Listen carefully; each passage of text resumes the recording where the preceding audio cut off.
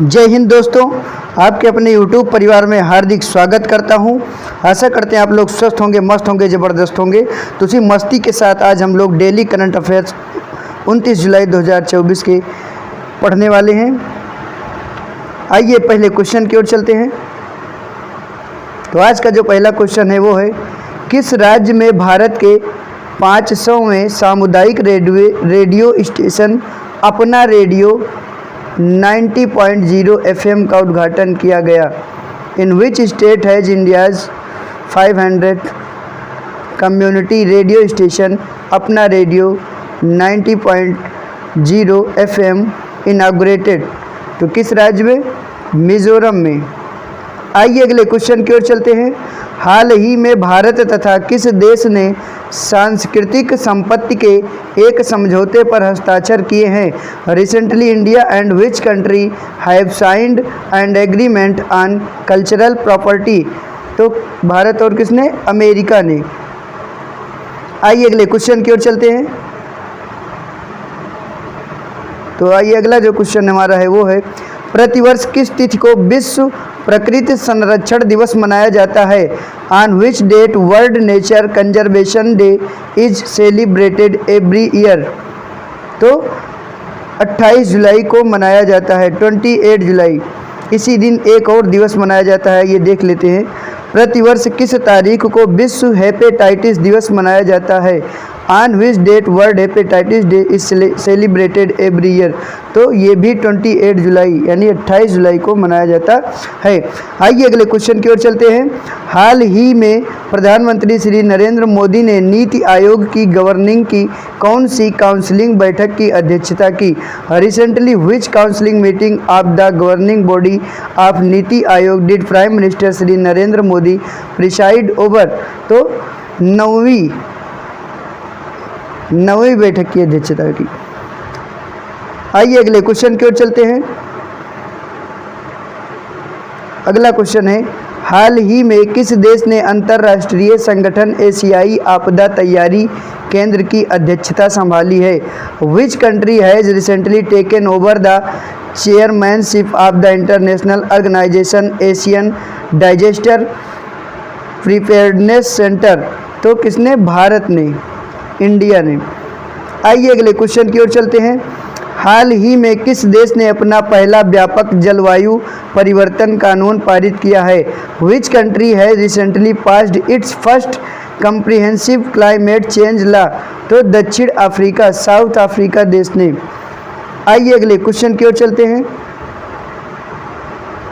जो अगला क्वेश्चन है वो है, केंद्र सरकार ने किस वर्ष तक देश भर में 25,000 प्रधानमंत्री भारतीय जन औषधि केंद्र खोलने का लक्ष्य रखा है?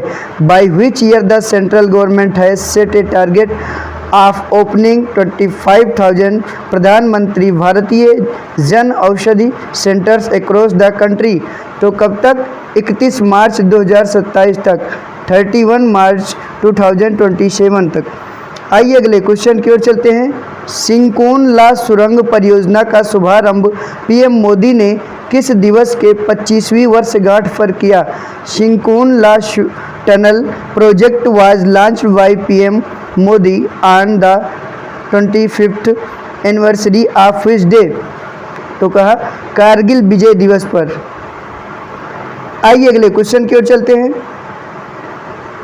तो जो अगला क्वेश्चन है वो है, भारतीय महिला टीम की कप्तान हरमनप्रीत कौर भारत की ओर से सबसे ज़्यादा किसमें रन बनाने वाली खिलाड़ी बन गई?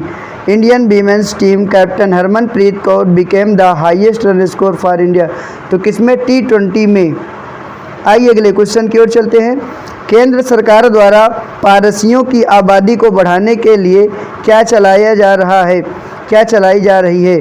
What is being done by the central government to increase the population of Parsis? तो कौन सी योजना चलाई जा रही है? जियो पारसी योजना, जियो पारसी स्कीम चलाई जा रही है पारसियों की आबादी को बढ़ाने के लिए केंद्र सरकार द्वारा। आइए अगले क्वेश्चन की ओर चलते हैं। तो आज का जो अगला क्वेश्चन है वो है, इस्पात आयात निगरानी प्रणाली 2.0 पोर्टल किसने लॉन्च किया? Who launched the steel import monitoring system 2.0 portal? तो HD कुमार स्वामी ने। आइए अगले क्वेश्चन की ओर चलते हैं। मुंबई क्रिकेट एसोसिएशन के सबसे युवा अध्यक्ष कौन बने हैं? Who has become the youngest president of Mumbai cricket association? Ajinkya Naik.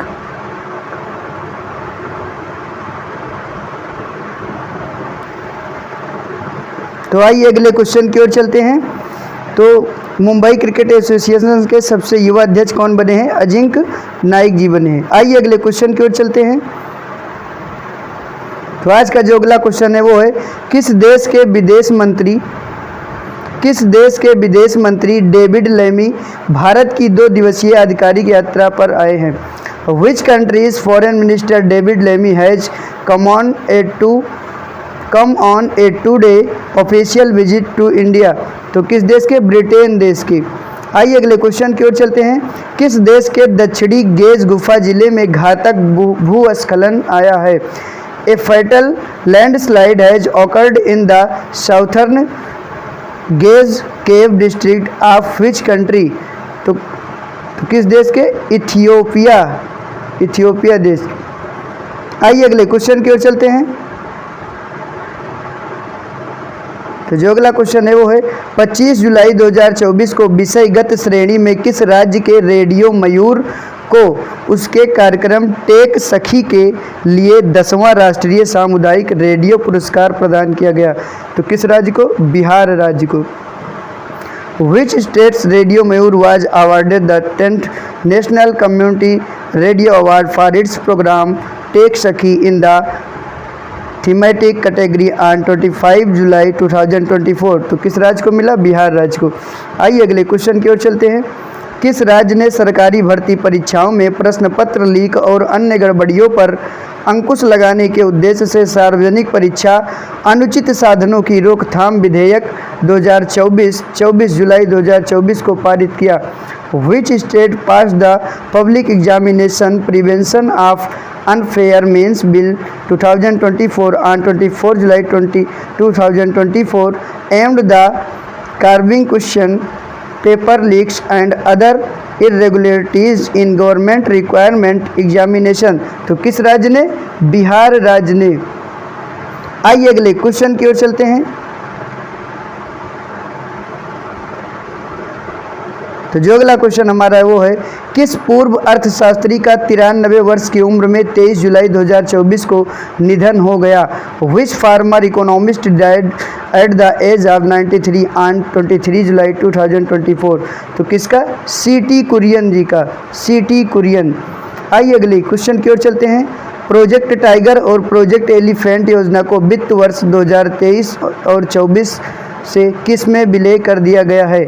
Project Tiger and the Project Elephant schemes have been merged into which from financial year 2023-24? तो अब इसे हम किस नाम से जानेंगे? तो प्रोजेक्ट टाइगर एंड एलिफेंट के नाम से जानेंगे। विलय कर दिया गया है। तो आशा करते हैं आज के क्वेश्चन आपको पसंद आए होंगे। तो पसंद आए हो तो लाइक करिए, कमेंट करिए, सब्सक्राइब करिए। तो आज के लिए बस इतना ही। मिलते हैं किसी नेक्स्ट टॉपिक में। तब तक के लिए जय हिंद, जय भारत।